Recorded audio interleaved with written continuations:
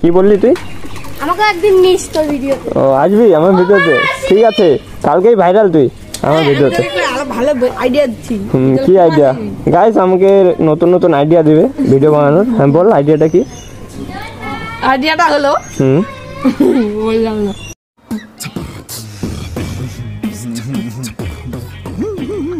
কি? হ্যাঁ আইডিয়াটা হলো এটা আবার কেমন কথা বলবি কিসে?